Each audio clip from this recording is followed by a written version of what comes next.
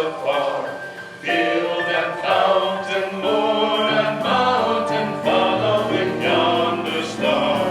Oh, star of wonder, star of night, star with royal beauty bright, westward leading, still proceeding, guide us to thy perfect light.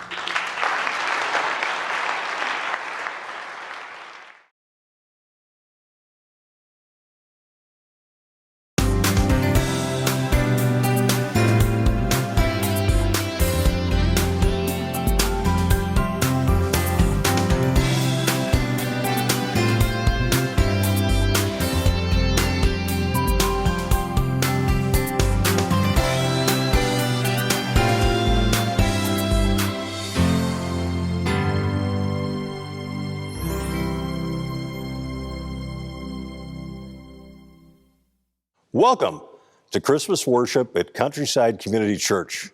We're happy you're able to join us. We gather to celebrate the birth of Jesus Christ. We celebrate this light that has entered our world, revealing a love so vast, so deep, and so real that beholding the God made visible, we may be drawn to love the God whom we cannot see.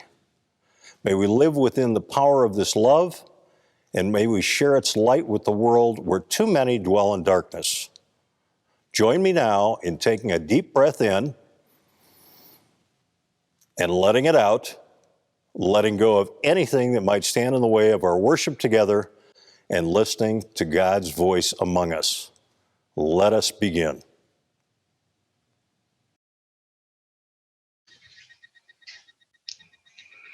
Rejoice, people of God. The light has come into the world. We will now light our 4 Advent candles.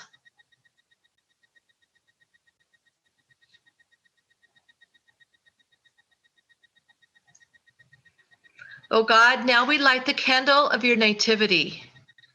We will now light the Christ candle. With the company of heaven and with sounds of great joy, you come to us. This is the time of light and resplendent joy. We have known times when God has come and brought life and light to our world.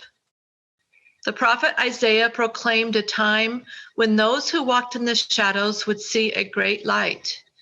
A light would shine and a child would be born to us.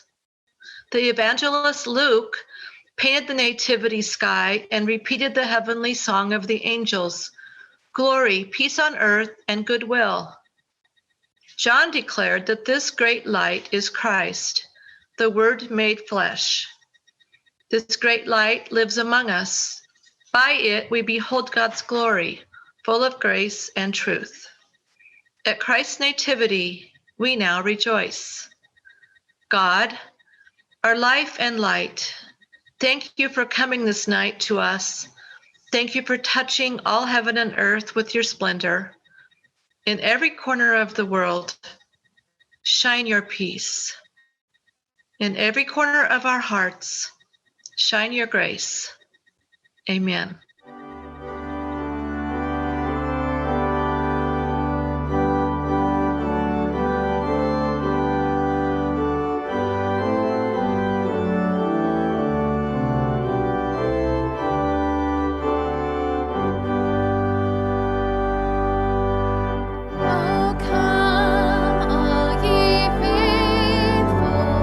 Joyful.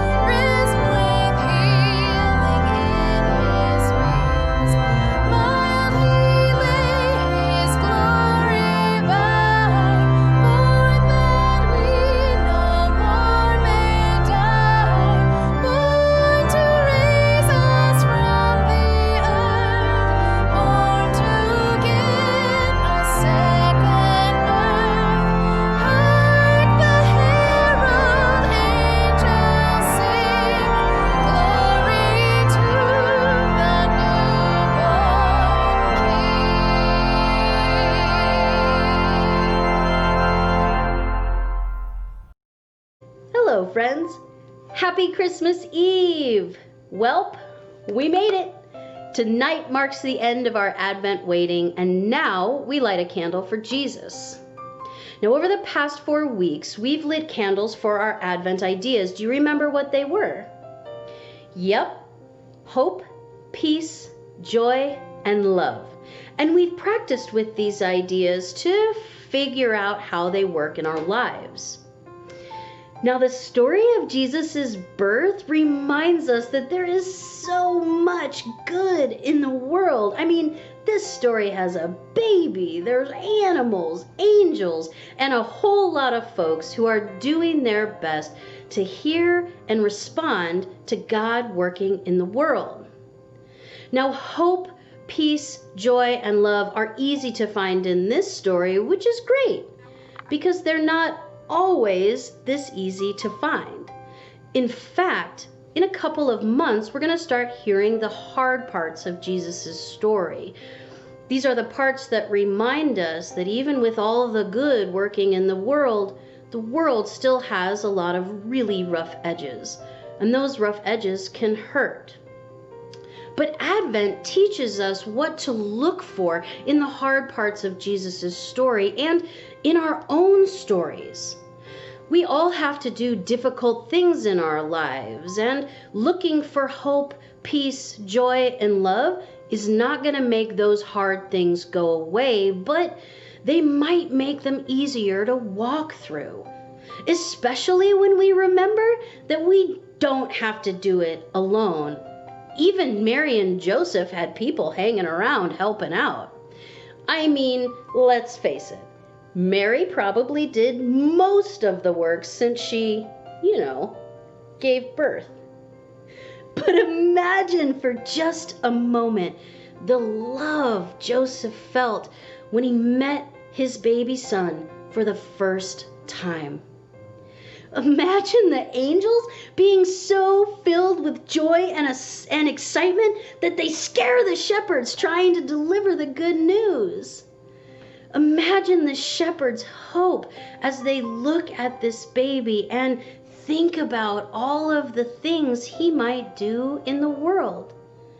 And imagine the peace Mary felt knowing that here in this place where she probably least expected to find it, a community has gathered to welcome and celebrate the birth of her sweet baby boy.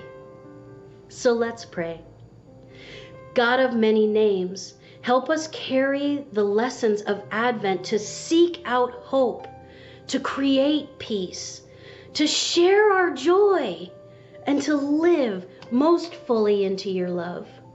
Amen. Happy Christmas.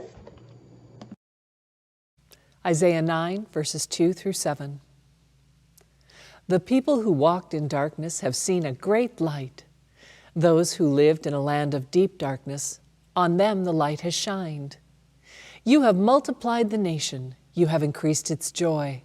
They rejoice before you as with the joy at the harvest, as people exult when dividing plunder. For the yoke of their burden and the bar across their shoulders, the rod of their oppressor, you have broken as on the day of Midian. For all the boots of the trampling warriors and all the garments rolled in blood, they shall be burned as fuel for the fire. For a child has been born for us, a son given to us. Authority rests upon his shoulders, and he is named Wonderful Counselor, Mighty God, Everlasting Father, Prince of Peace. His authority shall grow continually, and there shall be endless peace for the throne of David and his kingdom. He will establish and uphold it with justice and righteousness from this time onward and forevermore. The zeal of the Lord of hosts will do this. Psalm 96. Sing to the Lord a new song. Sing to the Lord, all the earth. Sing to the Lord, bless the name of the Lord. Proclaim God's salvation from day to day. Declare God's glory among the nations and God's wonders among the peoples. For great is the Lord, and greatly to be praised, more to be feared than all gods. As for all the gods of the nations, they are but idols. But you, O Lord, have made the heavens. Majesty and magnificence are in your presence. Power and splendor are in your sanctuary. Ascribe to the Lord, you families of peoples. Ascribe to the Lord honor and power. Ascribe to the Lord the honor due the holy name. Bring offerings and enter the courts of the Lord. Worship the Lord in the beauty of holiness. Tremble before the Lord, all the earth. Tell it out among the nations, the Lord is King. The one who made the world so firm that it cannot be moved will judge the peoples with equity. Let the heavens rejoice, and let the earth be glad. Let the sea thunder and all that is in it. Let the field be joyful and all that it is therein. Then shall all the trees of the wood shout for joy at your coming, O Lord, for you come to judge the earth. You will judge the world with righteousness and the peoples with your truth. Luke 2, verses 1 through 14 and 15 through 20. In those days, a decree went out from Emperor Augustus that all the world should be registered. This was the first registration and was taken while Quirinius was governor of Syria. All went to their own towns to be registered. Joseph also went from the town of Nazareth in Galilee to Judea, to the city of David called Bethlehem, because he was descended from the house and family of David. He went to be registered with Mary, to whom he was engaged, and who was expecting a child. While they were there, the time came for her to deliver her child, and she gave birth to her firstborn son, and wrapped him in bands of cloth, and laid him in a manger, because there was no place for them at the inn. In that region there were shepherds living in the fields, keeping watch over their flock by night. Then an angel of the Lord stood before them, and the glory of the Lord shone around them, and they were terrified. But the angel said to them, "Do not be afraid, for see, I am bringing you good news of great joy for all the people. To you is born this day at the city of David a Savior, who is the Messiah, the Lord. This will be a sign for you. You will find a child wrapped in bands of cloth and lying in a manger." And suddenly there was with the angel a multitude of the heavenly host, praising God and saying, "Glory to God in the highest heaven, and on earth peace among those whom he favors."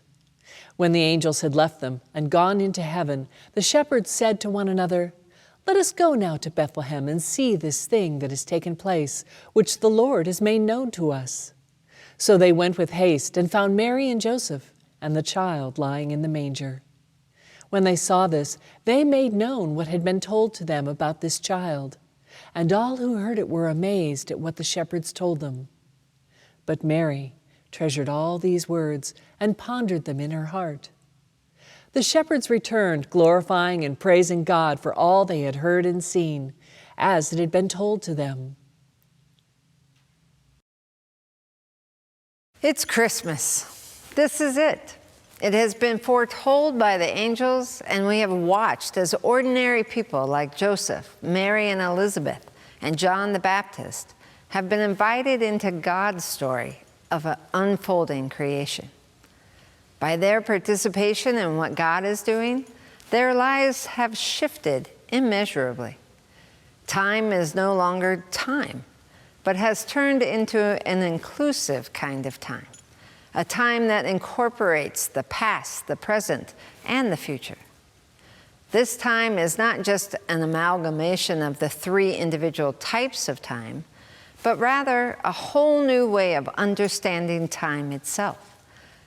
It's a way to incorporate all that was, is, and ever shall be. Time is now inclusive. Living in the in-between time of now and not yet during this Advent has provided us the opportunity to pause and to pay particular attention to what is happening all around us. We could spend time with scripture stories, listening to angels reveal ultimate meanings to creation, in order to call them into participation with God. We are able to hear these witnesses describe a totally new way of being in the world, a way that stands beyond what we think we know about God and each other and time itself, clearing the pathway for an event that happened in a manger over 2,000 years ago and continues to happen every minute of every day, changing everything.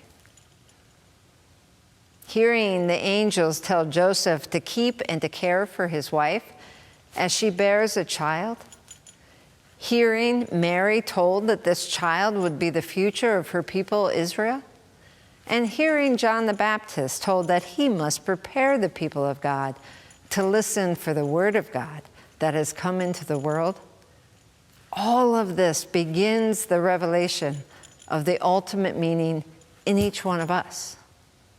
God breaks into our world, transforming it in a way that renews all time and redefines it as a both and rather than an in-between time or an either or. Through God's continual activity, all time comes together and is transformed into a whole new way of being. What Mary, Joseph, and John heard declared to them is also being spoken to each of us, reorienting how we believe, how we live, and how we participate in a love that is ever creating all around us. This is that moment. We are reconciled with God, and all things begin anew. Merry Christmas. So how does this inclusive time work? It means that God is both seen and unseen simultaneously.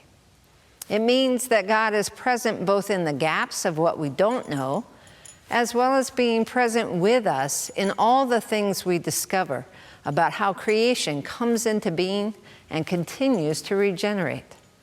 Science and mystery inform each other. When time is inclusive, all things come together and are reconciled.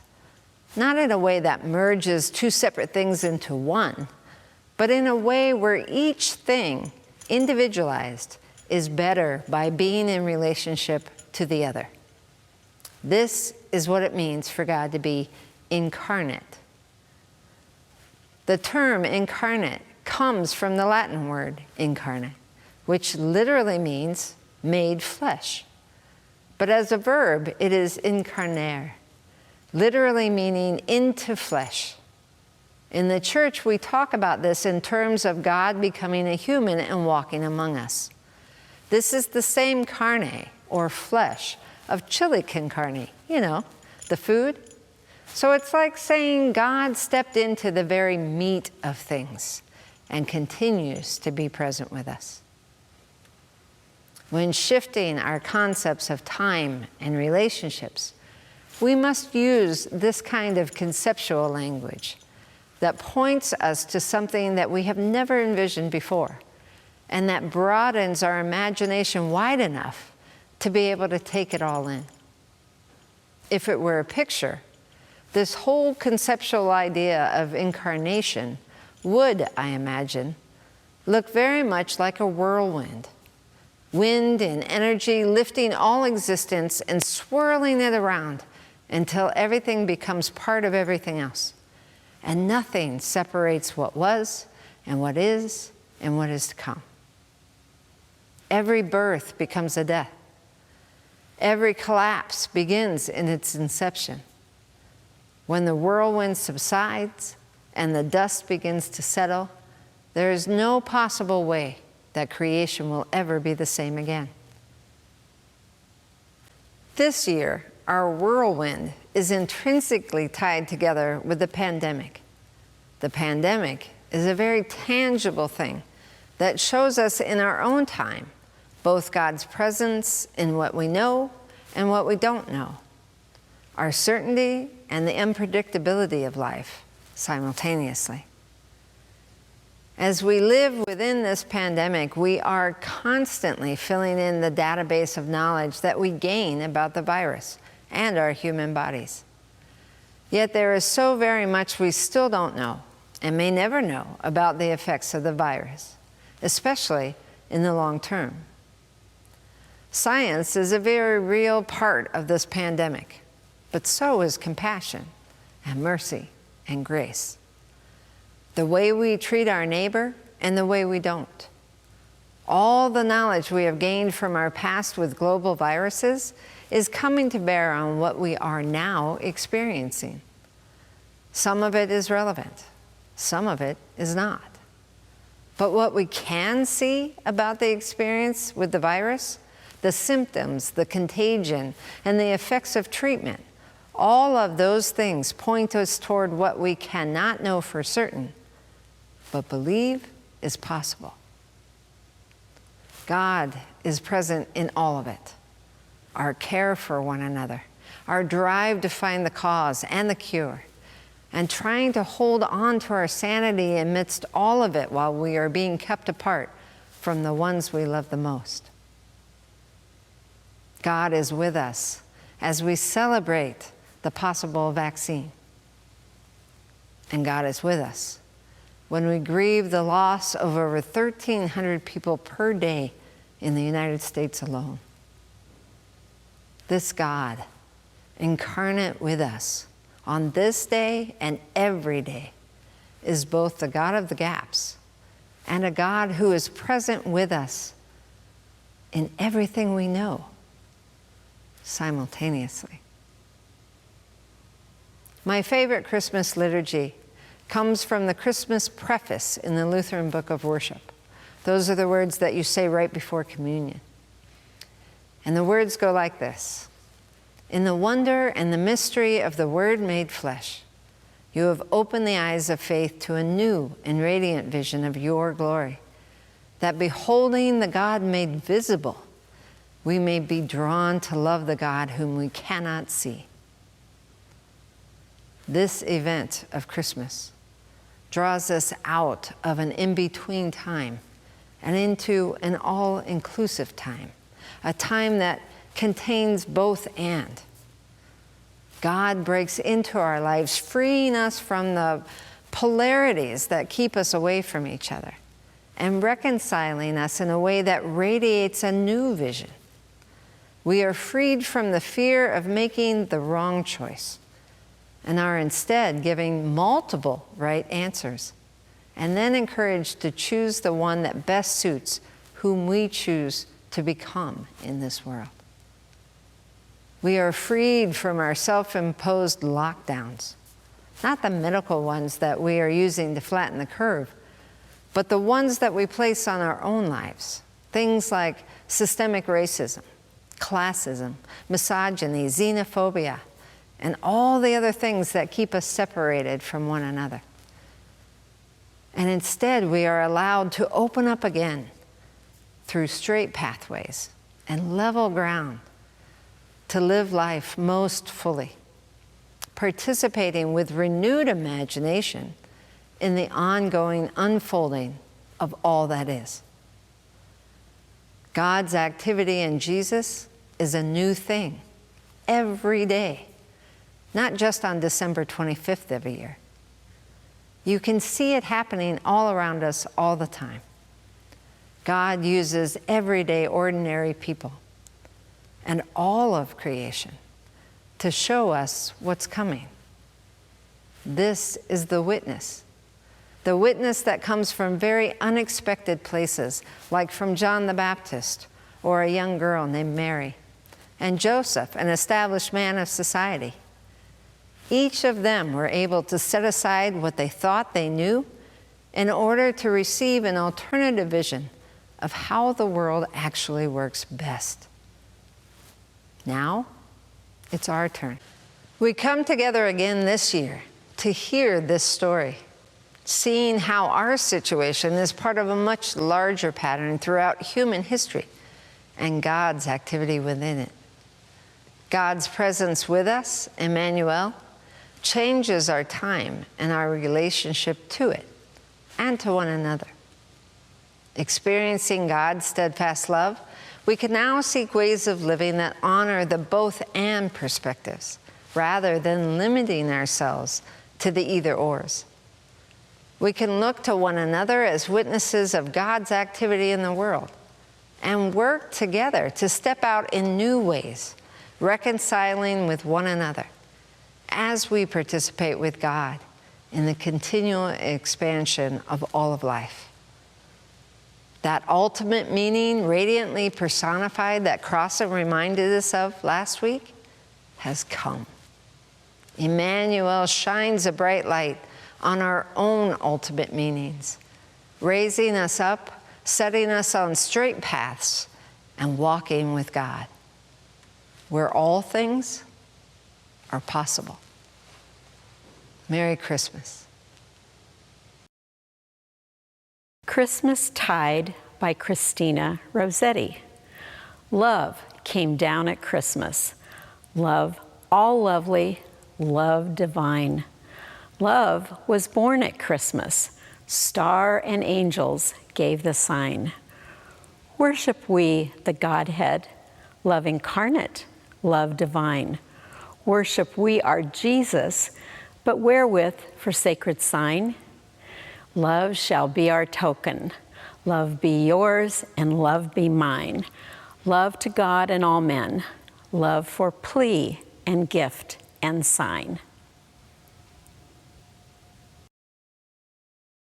We gather in this meal, fully present with God and with one another, to remember the night in which he was betrayed. Jesus took the bread, broke it, and gave it to his disciples. Take and eat. This is my body, given for you. Do this in remembrance of me. And again, after supper, he took the cup.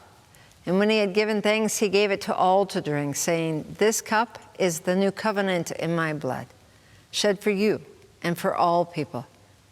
Do this as often as you drink of it, in remembrance of me. These are the gifts of God for all of God's creation. Let us share in this meal together.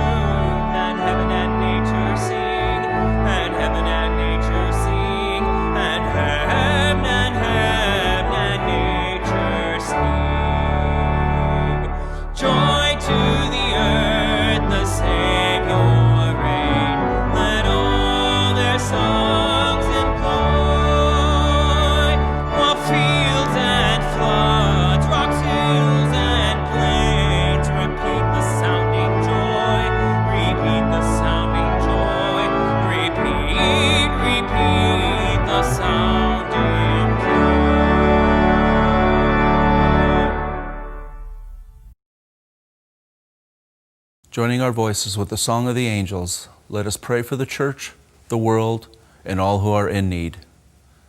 As the shepherds sing, Jesus Christ is born, let your church throughout the world proclaim this good news over the hills and everywhere.